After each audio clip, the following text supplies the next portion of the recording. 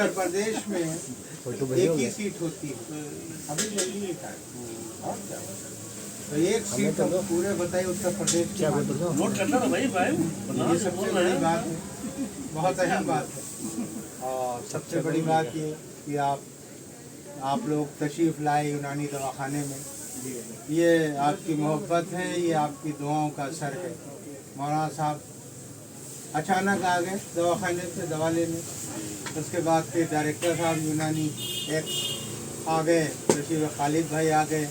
तो जाहिर है कि हम लोगों के मुलाकात पहले से ही है और यूँ भी आते रहते हैं, मगर जाहिर है कि ये ऐसा मौका सब लोग एक साथ नहीं खड़े हो सकते हैं, ना मिल सकते, इसलिए ये मोहब्बत है, इज़्ज़त अफजाई।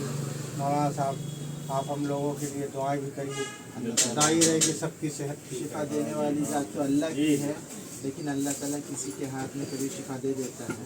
और अल्लाह ताला शिफा देने वाला तो अल्लाह है, लेकिन बाज़ लोगों के मेहनत की वजह से, उनकी कुर्बानियों की वजह से, उनके इखलास की वजह से अल्लाह ताला उनके हाथ में भी शिफा दे देता है, और उसके इखलास की वजह से।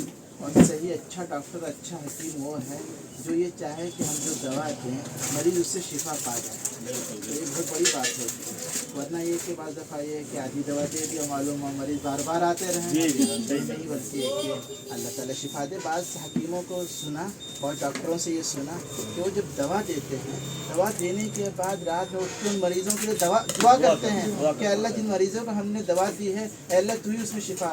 बड़ी बात है, तो इखलास की आला मिसाल है। ये मुसलमान डॉक्टरों में, हकीमों में बहुत बड़ी चीज़ है कि दवा भी दी और अल्लाह से दुआ भी की, अल्लाह ताला शिफा दे। और अल्लाह ताला आप लोगों के हाथ में शिफा दे दे। कम्युनिटी कॉलेज है जी जी, वहाँ पे सफा खाना था और सामने मस्जिद। तो हमारे अतिबा क्या करते थे कि वहाँ पढ़ते थे नमाज, और जो भी दुआ करना करते थे 10 बजे तक, उसके बाद आके तो वही दुआ और दवा। सरदार यूनानी दवाखाना 1905 में लखनऊ शहर में ईजाद हुआ।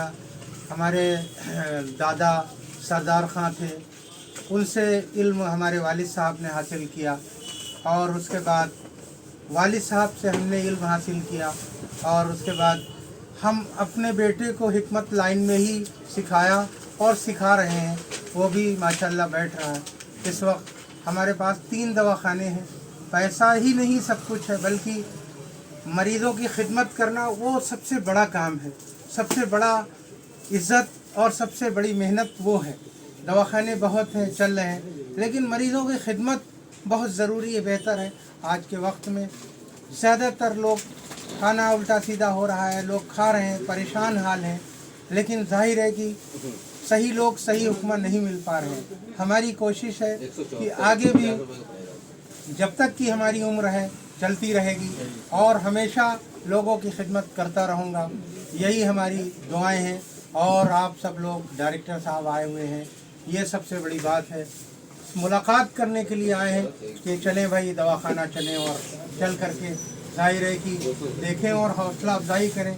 अक्सर आते रहते हैं और हिकमत पर बात करते हैं, हिकमत पे ये भी बात करते हैं कि इसको इजाफा किया जाए और इसको बढ़ाया जाए।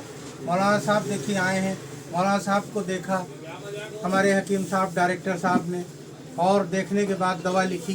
तो जाहिर है नदवतुल उलमा के बहुत बड़े उस्तादों में से हैं, तो जाहिर है कि उन्होंने काफ़ी वो किया, इलाज किया, लेकिन आज अल्लाह ने डायरेक्टर साहब के हाथों से ही शिफा दे दिया और आगे दे रहे हैं।